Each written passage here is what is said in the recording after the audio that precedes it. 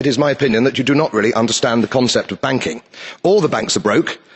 Bank Santander, Deutsche Bank, Royal Bank of Scotland, they're all broke. And why are they broke? It isn't an act of God. It isn't some sort of tsunami. They're broke because we have a system called fractional reserve banking, which means that banks can lend money that they don't actually have. It's a criminal scandal, and it's been going on for too long.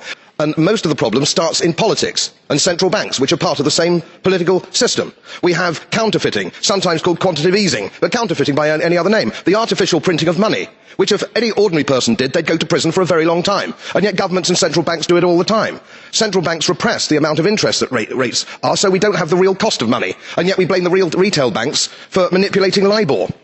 The sheer effrontery of this is quite astonishing. It's central banks that manipulate interest rates, Commissioner.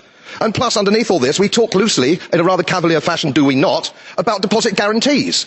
So when banks go broke through their own incompetence and chicanery, the taxpayer picks up the tab. It's theft from the taxpayer. What underpins a world order is always the financial system. And what we're seeing in the world today, I think, is we are on the brink of a dramatic change where we are about to, and I'll say this boldly, we're about to abandon the traditional system of money and accounting and introduce a new one. And the new accounting is what we call blockchain. It means digital. It means having a almost perfect record of every single transaction that happens in the economy, which will give us far greater clarity over what's going on. It also raises huge dangers in terms of the balance of power between states and citizens. Most people think that digital money is crypto and private, but what I see are superpowers introducing digital currency. The Chinese were the first. The U.S. is on the brink, I think, of moving in the same direction. The Europeans have committed to that as well. Biggest fear that the World Economic Forum has is that there are going to be people that will not comply. Their biggest fear is your fight for freedom. Their biggest fear is that you will make individual decisions for yourself and you will not follow their orders. So this digital stuff is absolutely key, because without it, they can't enforce anything. Without it, they can't mandate that you do something. Without it, they can't control your life. So I don't care if you're talking about carbon emissions and what's safe and effective as far as they are concerned. I don't care if they're talking about an experimental injection, a series of injections, whatever they may be, and what's safe and effective as far as they're concerned. This is not about those individual things. This is about the desire to control you from the outside in. And if they have a digital process whereby they can restrict your movement, your behavior, and your decisions with the click of a button, you are done. You're done.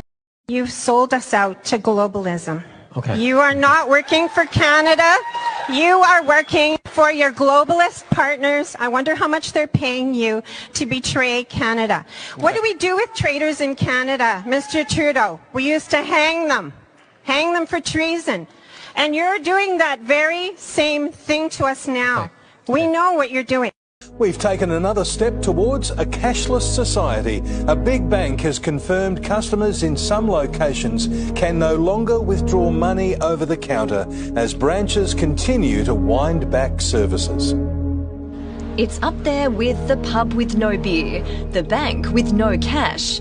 ANZ has confirmed some branches no longer handle cash at the counter. Others are directing customers to smart ATMs for cash transactions.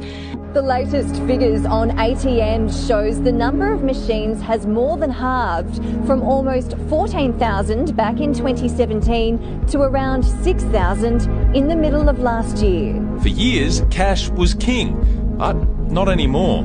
Hello there. I wondered if you had any change for a $50 note. No, I don't have any cash. Don't use cash anymore these days? No, definitely not. No change at all. Never? Never.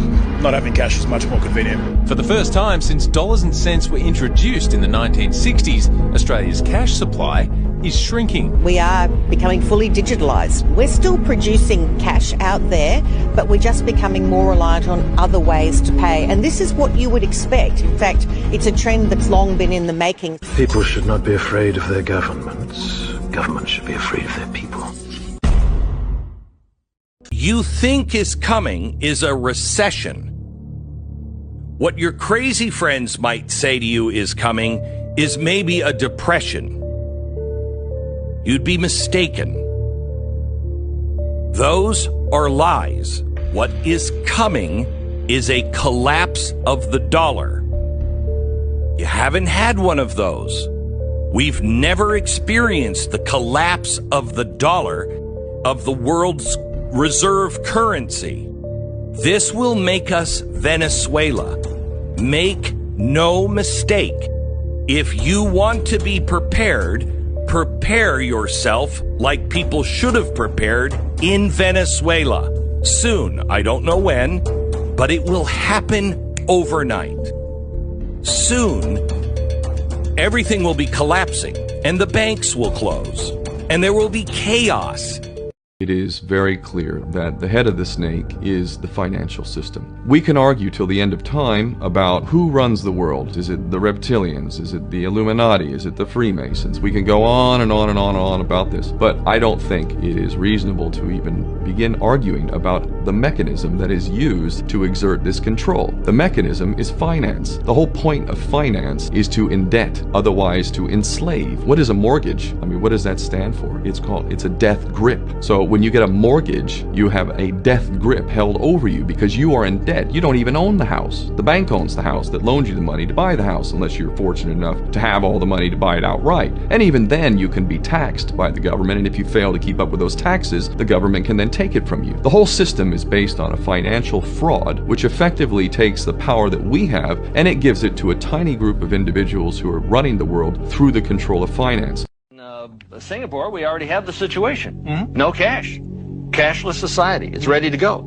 And a cashless society is the most important facet, the most important controlling facet of this new world economic order. Remember now, we have three facets to this new world order enslaving government. We have the new world order, the political part of it. We have the new world economic order, which is the enslaving economic part of it in a cashless society. And as well as that, we have the religious order, meaning the New Age movement that we discussed previously. So this magazine now is a magazine published by another sub-organization of the Illuminati. The Futurist is a magazine designed to condition us to their plan that is coming.